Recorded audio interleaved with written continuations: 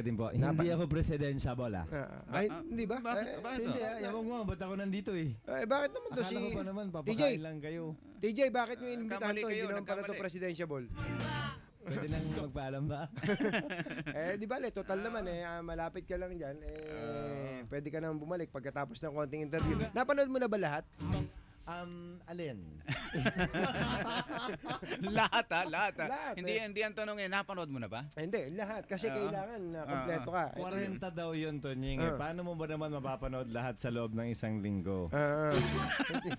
talagang may Bakit? balak panoorin lahat. Hindi, pero anong tingin mo doon, Senator? Tal, na pag-uusapan. Hindi pwedeng hindi pag-usapan eh. Hindi talaga pwedeng hindi pag-usapan. Bagaman mas maraming mahalagang dapat pinag-uusapan, hindi maaaring hindi pag-usapan. May mga ilang batas na nilabag para sa akin. Baka pumasok siya at saklaw pa ng anti-wiretapping. Dahil bagaman hindi lang boses yon, mas malala, boses at action at galaw. Nilabag din nun, sigurado ako may civil liability si Dr. Ko. Pero yung anti-voyeurism bill na pending sa Senado, yun sanang swak na nilabag niya kung napasa lamang ng House at ng Senate bago ito. Pero bakit ba hindi kasi napasa to? Kailangan pa pala ng isang hidden co scandal para maipasa ito? Ayokong magsalita tungkol sa kung bakit, pero sa parte at panig ko, ako kasi ang chairman ng komite na nag-report out nun. Last year pa namin ni-report out ang bill na yan. Last year pa pending sa plenary yan. Halimbawa, si Senator Villar pa ang Senate President noon. Bago na rin yung Senate President ngayon. Nandun pa rin yung bill. Naghihintay lamang kami kung kailan ito pwedeng pagtanggol. Naku. Ibig sabihin ba, Senator, dahil wala pa yung bill pa rin yan, itong mga naglabasang video na ito, talagang magagamit pa ng marami tulad ng mga nagpapakalat sa internet na ang ibinebenta ay mga Pilipina.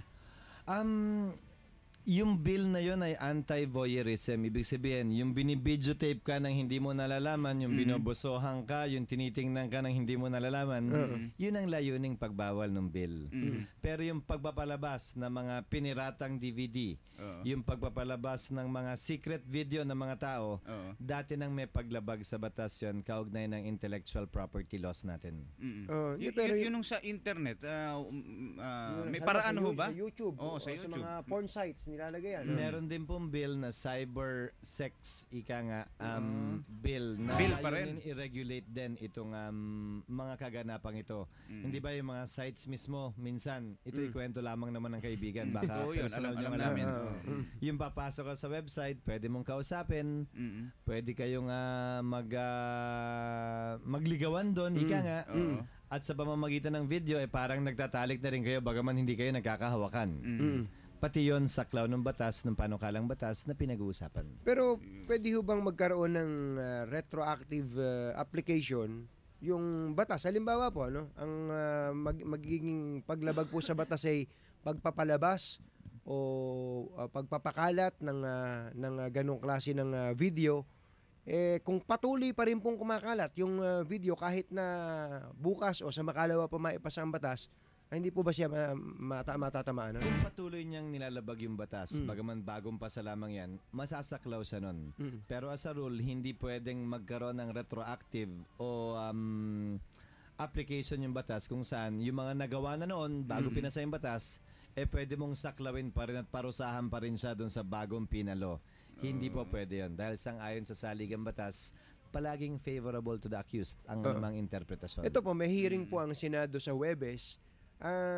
Senator, palagay nyo kailangan pa bang ipatawag yung narinig ko yung mga gusto nila ipatawag bukod dun sa mga lalaki, Vicky Bello, babae, si Katrina Halili, Marica Reyes, Papatawag yun, yung Maricar. Sinabina na. Kailangan pa hubang maipatawag ang mga taong ito para sa layuning bumuo ng mga bagong batas tungkol po dyan?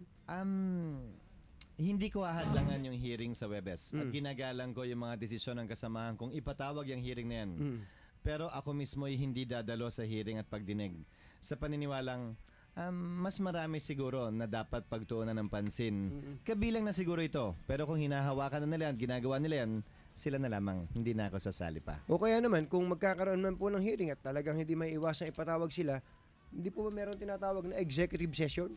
Meron po, at kung sakasakali, nakita ko sa isang restaurant ang isa sa mga karakter dito sa Babae ho, lalaki? lalaki. Dito sa sagang ito, sa never-ending saga, ika nga, na hindi tama na parang pinagpepiestahan ba? Hindi tamang ipaparada, tititigan ng lahat, at alam mo naman ang nasa isip ng lahat, nakapanood man o hindi, hindi komportable at parang pinapalala mo lamang yung kanilang dinaranas sa ngayon. So sangayon ako, siguro dapat tingnan at pag-aralan na executive session na lamang. Para namang hindi parang nasa perya itong mga taong to na pinaparada mo sa sino mang nais makakita sa kanila. Opo. Yan yung una natin topic. Sex scandal. Sex scandal. May iba tayong scandal na pag-uusapan. Yung Senator. scandal ng mga bata yan, yung scandal ng mga matatanda, pamiyamaya. Sila lolo. Mamaya po pag-uusapan natin. Magkape-kape lang ho kayo dyan. Sarap po niyang kape na yan. Hindi pa, may... Salamat. Oras po natin. Pwede chaps sa A13.